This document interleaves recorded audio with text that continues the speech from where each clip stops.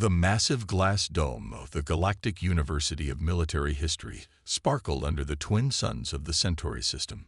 Inside one of its many crystal-walled classrooms, Professor Gray's long tail swished back and forth as he addressed his class of 30 alien students.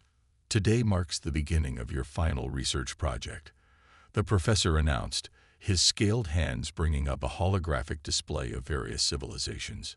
Each pair will study one species' military history and present their findings in 2 weeks. At the back of the classroom, Blue slouched in his chair, his 4 eyes half closed with boredom. Next to him, Stone sat perfectly straight, her metallic skin reflecting the classroom's lights. They were an odd pair, Blue with his liquid-like body that never quite held the same shape, and Stone with her crystalline form that caught and reflected every beam of light. As usual, Professor Gray continued, everyone wants to study the major military powers. The Arcturus Empire, the Orion Collective, the usual choices.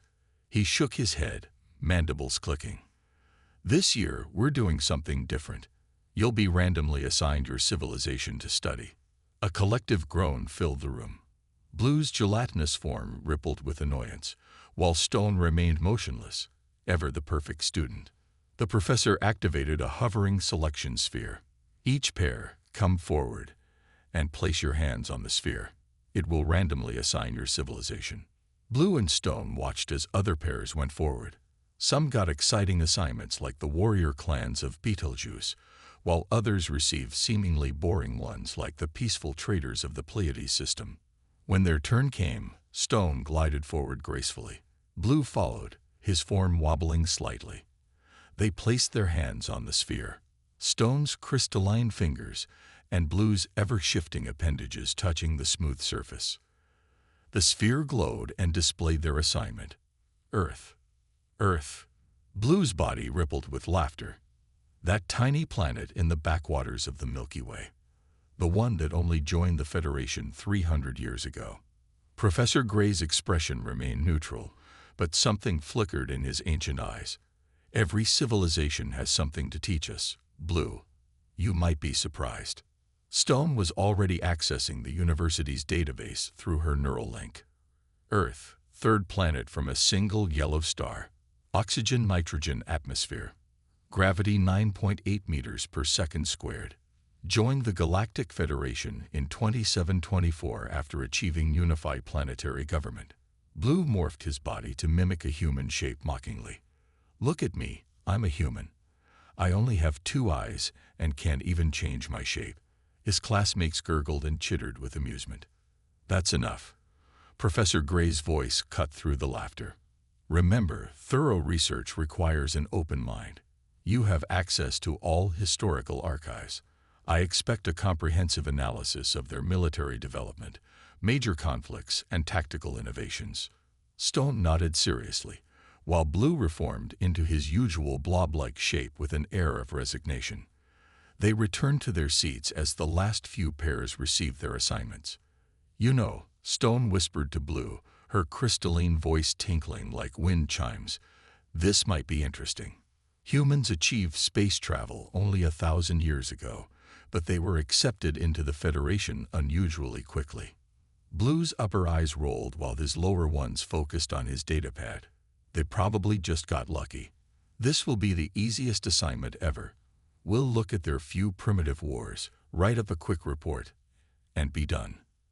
As the class ended, Professor Gray watched Blue and Stone leave the classroom. His ancient face held a slight smile, and he muttered to himself, "Oh, young ones, you have no idea what you're about to learn." Outside the classroom, Stone was already organizing their research schedule. We should start with their earliest recorded conflicts and work our way forward. Whatever, Blue replied, his form stretching lazily. How bad can it be? It's just Earth. What's the worst we could find? Little did they know, their simple assignment was about to challenge everything they thought they knew about warfare, survival, and the true nature of humanity's place in the galaxy. The university's archive chamber was a vast sphere of floating data crystals, each containing millennia of historical records. Blue and Stone sat at their research station, surrounded by holographic displays showing Earth's history. "This can't be right," Blue said, his form quivering with confusion. "Stone, can you check these numbers again?" Stone's crystalline fingers moved through the data streams with practiced precision. "I've checked 3 times already. The numbers are correct." Her metallic voice held a note of disbelief. Humans fought over 15,000 recorded conflicts before achieving unified planetary government. Blue's body rippled so violently he nearly lost his shape entirely. "But that's impossible. Most species only have a few hundred wars in their entire history. The Arcturus Empire, the greatest military power we know, only fought 3,000 battles in their entire history." They stared at the holographic display showing a timeline of human conflicts. The glowing lines of battles, wars, and skirmishes formed an almost solid wall of light. "Look at this," Stone said, zooming in on a particular period. "They called this World War II. Almost every nation on their planet fought at the same time. The scale of combat is overwhelming." Blue stretched one of his eyes closer to the display. "Wait, what's this term here?" "Civil War." He paused, processing the information. "That can't be. They fought themselves." "Not just once," Stone replied, her metallic surface dimming slightly in what passed for shock among her species. "Multiple times, across different regions and eras. Humans fought within their own nations, between different groups of their own species." Blue absorbed this information literally, parts of his liquid form turning darker with distress. That's not normal. Even the most aggressive species in the galaxy don't fight their own kind like this." They spent hours diving deeper into the archives. Each new discovery left them more astounded than the last. Stone created an organized list of observations, while Blue drifted between different displays, his form changing colors with each new revelation. "Their weapons," Stone noted, her voice resonating with concern. "Look at how quickly they developed them. From simple metal tools to atomic weapons in less than 10,000 years.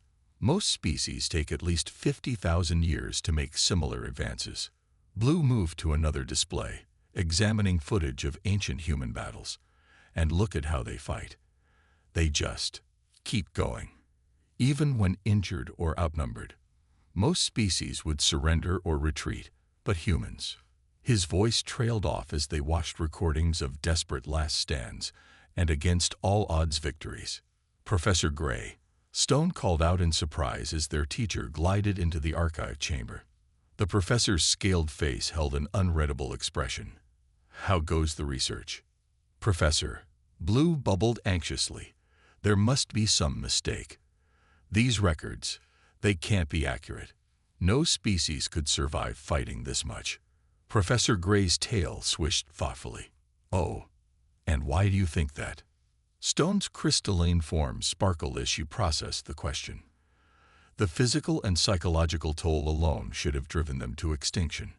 The constant conflict, the scale of destruction. How did they survive?" "Perhaps," Professor Gray suggested, his ancient eyes glinting, "that is exactly what you should be trying to understand." He turned to leave, then paused. "And you've only scratched the surface. Wait until you discover how they fought when they weren't at war." After the professor left, Blue and Stone looked at each other in confusion. "When they weren't at war?" Blue's form rippled with uncertainty. "What does that mean?" Stone pulled up another set of records. According to this, humans had something called sports and martial arts. They practiced fighting even during peacetime. Blue's color drained slightly. "Stone, I don't think this is going to be the easy assignment we thought it would be." "No," Stone agreed, her metallic surface reflecting the countless battles displayed around them. "I think we're dealing with something entirely different from anything we studied before." The endless stream of data continued to flow around them, each new piece of information revealing that humanity's relationship with combat went far deeper than either of them had imagined. Morning light from the twin suns streamed through the archive chamber's crystal walls as Blue and Stone began their third day of research. Their research station was now cluttered with multiple holographic displays showing the evolution of human weapons throughout history. "I don't understand," Blue said, his fluid form condensing in concentration. "Why would they keep making new weapons when they already had effective ones?" Stone manipulated the timeline display, spreading out images of human weapons from different eras. "Look at this progression. They started with sharpened stones and sticks, but they never stopped improving them." The holograms showed an endless parade of human innovation: spears, bows, swords, gunpowder weapons, artillery, tanks, aircraft, missiles, and more. Each invention more deadly than the last. Most species discover one or two effective weapons and stick with them, Blue observed, stretching himself between multiple displays. The Arcturus Empire has used the same plasma cannon design for 10,000 years, but humans, they just kept changing everything. Stone's crystalline fingers traced the timeline. And look at the speed of development, from their first primitive firearms to nuclear weapons in less than 500 years. She paused, her metallic surface flickering with calculations. "That's 10 times faster than any other known species." "But why?" Blue's form rippled with frustration. "Why not just stick with what works?" Their discussion was interrupted by another student passing by, a tall insectoid being named Click. He stopped to look at their displays, his antennae twitching with amusement. "Still studying that primitive Earth history?" Click chittered. "We're researching the Arcturus Empire's Grand Fleet. Now that's real military power." Blue was about to agree when Stone spoke up, her voice unusually sharp. "Actually, we just found something interesting about that." She pulled up a new display. During what humans called World War II, they developed radar technology in just 6 years. It took the Arcturus Empire 800 years to develop something similar. Click's antennae drooped slightly. "Well, that's..." And here, Stone continued, her metallic surface gleaming with intensity. "Humans went from their first powered flight to space-capable aircraft in just 60 years. How long did it take the Grand Fleet to achieve that?" Click quickly scuttled away, leaving Blue staring at Stone in surprise.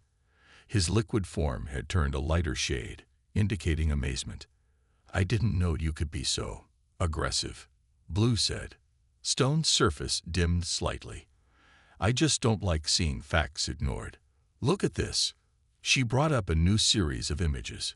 Humans didn't just develop weapons, they constantly adapted them. If something didn't work, they fixed it.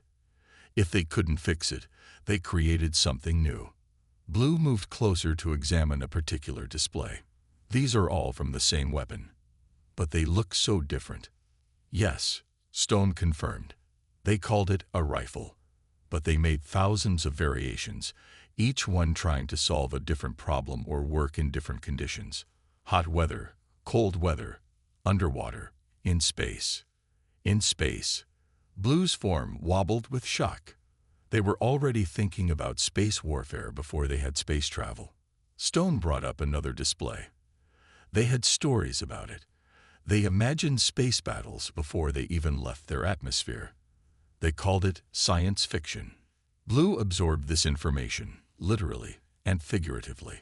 So they weren't just developing weapons, they were imagining future weapons they might need. "Exactly," Stone said. "And look at this data on their current military technology since joining the Federation. Everything they learned from their past wars, they've applied to modern weapons development. Their innovation rate hasn't slowed at all." Blue's color darkened thoughtfully. "You know, I'm starting to understand why Professor Gray assigned us this research. This isn't just about studying their history, is it?" "No," Stone agreed, her surface reflecting the countless weapons displayed around them. "I think we're studying why the Federation was so quick to accept Earth as a member, and why they gave them a seat on the Defense Council within just 50 years." They both fell silent, watching the endless parade of human military innovation scroll across their displays, each weapon telling a story of humanity's relentless drive to adapt, improve, and survive. The fourth day of research found Blue and Stone in a private study pod, away from the main archive chamber. The walls displayed footage of various human battles, while Stone took careful notes and Blue watched with all four of his eyes wide open. "This doesn't make sense," Blue said, his form shivering as they watched historical footage of a small human unit fighting against overwhelming odds. They should have surrendered. Their defeat was certain. Why didn't they retreat? Stone's crystalline surface flickered as she analyzed the data. According to these records, humans have a concept called fighting spirit.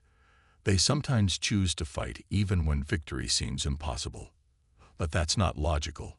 Blue protested, his liquid body forming small agitated ripples. Every species we've studied follows basic survival patterns.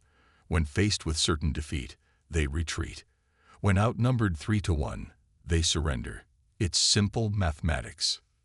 They watched more footage of human battles through history. Thermopylae, Stalingrad, the Alamo, places where humans fought despite hopeless odds.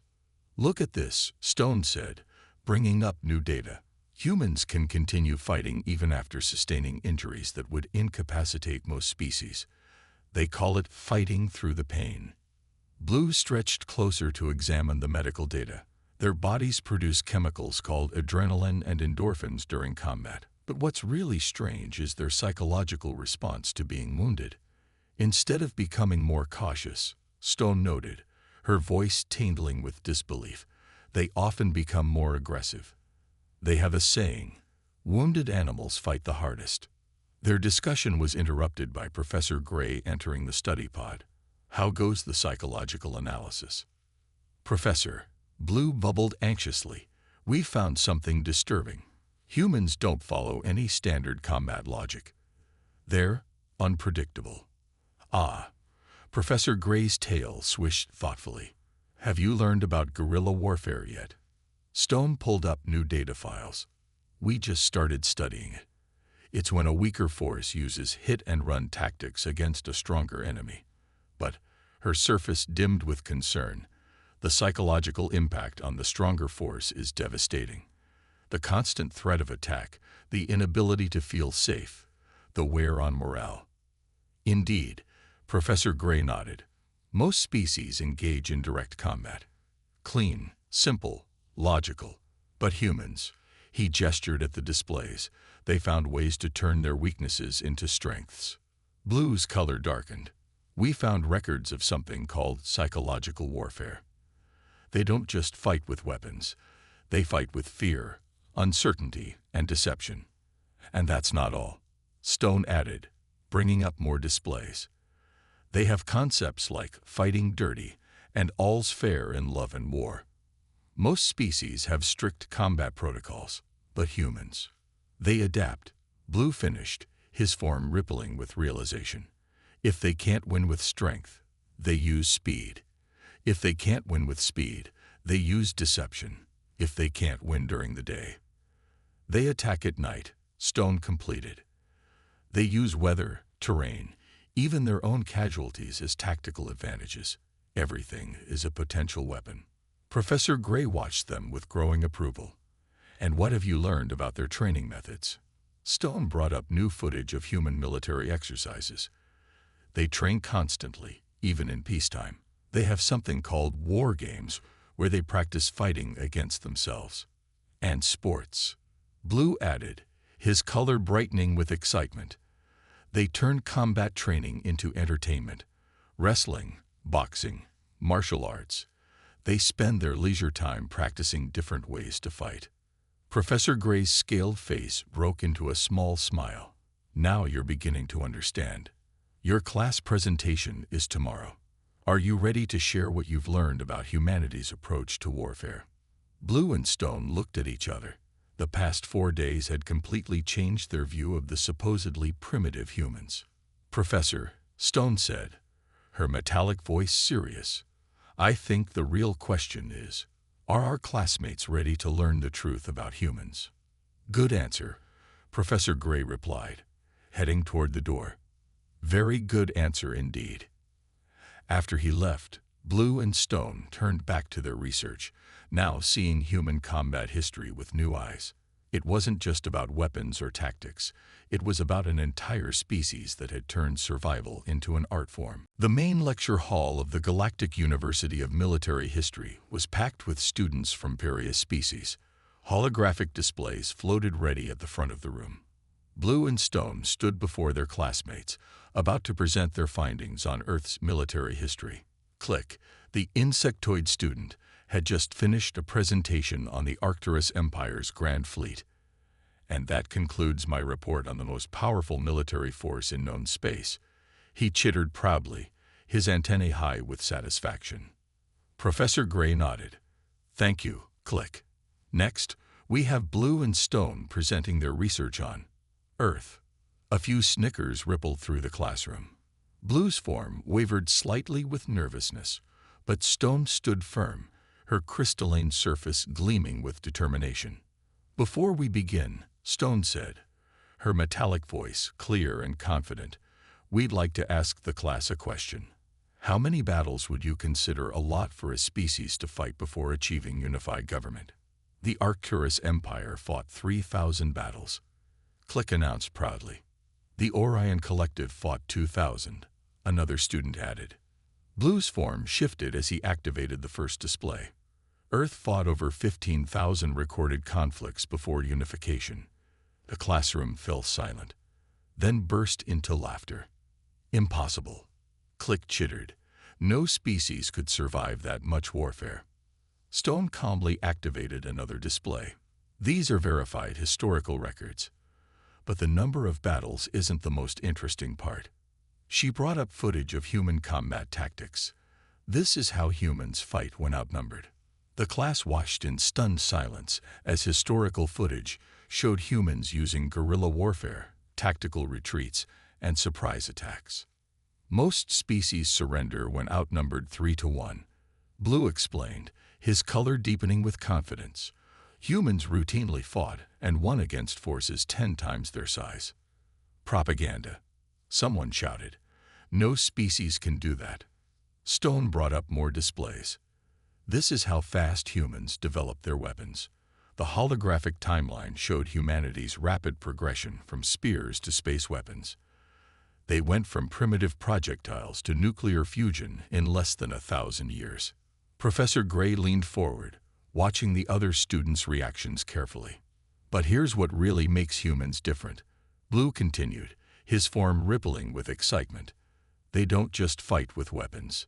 He displayed footage of human training exercises, sports competitions, and martial arts tournaments. They turn combat into culture. They practice fighting even during peace. Every species has warriors. Click protested, but his antennae were drooping slightly. True, Stone agreed, but humans don't just have warriors. Their entire species understands combat. Look at this. She showed data on civilian resistance movements, underground armies, and popular uprisings. Even their non-warriors fight. The classroom had grown very quiet now. Professor Gray's tail swished with approval. And finally, Blue said, this is why Earth was accepted into the Federation so quickly. He displayed the statistics of Earth's current military capabilities. In just 300 years since joining, they've adapted their combat experience to modern technology.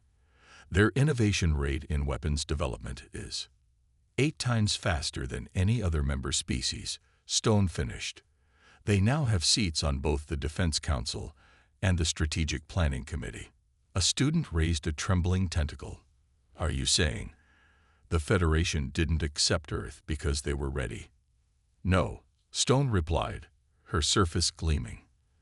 They accepted Earth because they were afraid of what would happen if they didn't. The classroom erupted in shocked whispers. Professor Gray stood up, his scaled face showing satisfaction. Thank you, Blue and Stone, he said. Would anyone like to ask questions about humanity's military history? Every appendage, tentacle, and sensor cluster in the room raised in unison. Blue's form rippled with pride as Stone began answering the first question. Their simple assignment had turned into something much more important. helping their classmates understand why humans were the most respected and feared military power in the Federation, despite being one of its youngest members. After their presentation, Blue and Stone found themselves surrounded by curious classmates in the university's floating garden. Crystalline trees sparkled around them as students from dozens of species bombarded them with questions. But how did they survive so much warfare? Asked a gaseous student, their purple clouds swirling with confusion. Give them space. Professor Gray's voice cut through the crowd as he glided toward them. The other students reluctantly backed away, though they remained within hearing distance. Professor Blue bubbled excitedly, his form still energized from the presentation. We didn't expect everyone to be so interested in Earth's history. Of course they're interested, Professor Gray replied, settling onto a crystal bench. You just told them that everything they knew about military power in the Federation was wrong. Stone's metallic surface flickered with curiosity. Professor, there's something we don't understand. If humans are this formidable, why didn't we know about it before? Ah, Professor Gray's tail curled thoughtfully. Tell me, what do you think would happen if every species suddenly realized that one of the Federation's youngest members was also its most dangerous? Blue's color paled slightly. Panic. Exactly. Professor Gray nodded. When Earth was discovered 300 years ago, the Federation's first contact team spent months studying human history. I should know. I was there. Stone's crystalline form stiffened in surprise. You were on the first contact team. Indeed, Professor Gray's scales shifted, showing his age. We expected to find a primitive species. Instead, we found something that terrified us. A species that had survived more wars than any other known civilization, that had developed weapons at an impossible speed, and that had turned warfare into an art form. What did you do? Blue asked, his form rippling with intense interest. We had two choices, Professor Gray continued. We could try to contain them, which our simulations showed would eventually lead to a devastating war, or you could bring them into the Federation. Stone finished, her surface gleaming with understanding. Yes, but not just as members.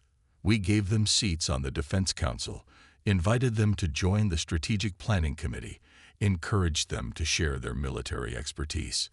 Professor Gray's ancient eyes looked distant. Some called it appeasement. I called it survival. A small crowd had gathered again, listening intently. The humans had a saying we discovered during our research. Professor Gray said, "Keep your friends close and your enemies closer." We decided to make them our closest friends. But why hide this from everyone? Asked Click, who had been hovering nearby. Think about Earth's position now, Stone said, her voice tingling with realization. They're respected members of the Federation, sharing their knowledge, helping with defense planning. If everyone had known the truth from the start, there would have been fear, distrust, possibly even preemptive military action. Blue completed, his color darkening with understanding. Professor Gray nodded approvingly. Humans had another relevant saying. The best weapon is the one you never have to fire. By bringing Earth into the Federation peacefully and quietly, we gained powerful allies instead of dangerous enemies. And now, Stone added, 300 years later, they're so integrated into the Federation that no one questions their presence. Until two students get assigned to study their history. Blue rippled with amusement. Yes, Professor Gray's scaled face showed a slight smile. Every few years, I make sure some students discover the truth. It helps maintain a healthy respect for our human allies without causing panic. The gathered students murmured among themselves, looking at their data pads with new interest in Earth's history. One last question, Professor, Stone said. Why did you choose us for this assignment? Professor Gray stood up, his tail swishing thoughtfully. Sometimes, the most important discoveries come from those who start with no expectations. You approach Earth's history without prejudice, seeing the truth rather than what you expected to see. As the professor glided away, Blue and Stone looked at each other, realizing their simple research assignment had uncovered one of the Federation's most carefully managed secrets. Earth wasn't just a member world. It was the sleeping giant that the Federation had wisely chosen to befriend rather than fight. 2 weeks after their presentation, Blue and Stone sat in Professor Gray's private office. The room was filled with artifacts from various civilizations, but they couldn't help noticing that the largest display case held items from Earth: an ancient metal sword, a primitive projectile weapon, and what appeared to be a dented military helmet. "Your research has caused quite a stir," Professor Gray said, his tail curled comfortably around his chair. "Half my students have requested to study Earth's military history for their next projects." Blue's form rippled with pride. "We noticed the archive chamber has been unusually crowded lately." "And not just with students," Stone added, her crystalline surface catching the light. "We saw 3 Federation Defense Council members there yesterday." Professor Gray's scales shifted in what they now recognized as a smile. "Yes, your presentation reminded many people why we should continue studying human military history, which brings me to why I called you here today." He activated a holographic display showing the new military training facility being built on the outskirts of the Federation capital. "The Federation has decided to establish a dedicated Earth Military Studies Institute," he explained. "They want to better understand and learn from human combat techniques, strategies, and innovations, and they need qualified researchers to help run it." Blue's color brightened with excitement. "Are you offering us positions?" "Not me," Professor Gray replied. "The humans themselves requested you. They were quite impressed by your analysis of their military history." Stone's surface flickered rapidly, her equivalent of surprised blinking. "The humans know about our research." "Of course." Professor Gray's tail swished with amusement. "Did you think Earth didn't keep track of how they're studied in the Federation? They've maintained careful surveillance of all research into their military capabilities. It's part of their strategic doctrine. Know who's studying you." "That's somewhat terrifying," Blue admitted, his form shivering slightly. "And exactly why we need people like you too," Professor Gray said. "You understand not just their history, but why it makes them unique. You've seen how their past struggles shape their approach to warfare.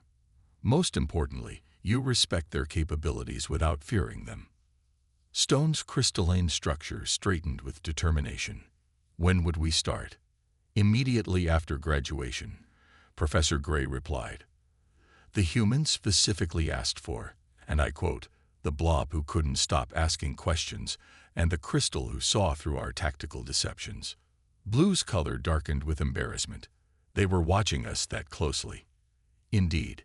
They also mentioned that your presentation helped convince several Federation Council members to approve increased military cooperation with Earth." Professor Gray's ancient eyes twinkled. "It seems you've inadvertently contributed to interstellar diplomacy." Stone and Blue exchanged glances, or their species equivalent of it. "Professor," Stone asked, her metallic voice serious, "do you think we made the right choice, revealing all this to our classmates?" "What do you think?" Professor Gray countered. Blue's form rippled thoughtfully. "I think understanding humans' military capabilities helps us appreciate why they're such valuable allies. Fear of the unknown is more dangerous than knowledge." "And," Stone added, her surface gleaming, "maybe understanding how humans survived their warlike past can help other species prepare for their own challenges." Professor Gray nodded approvingly. "Then it seems you're perfect for your new positions.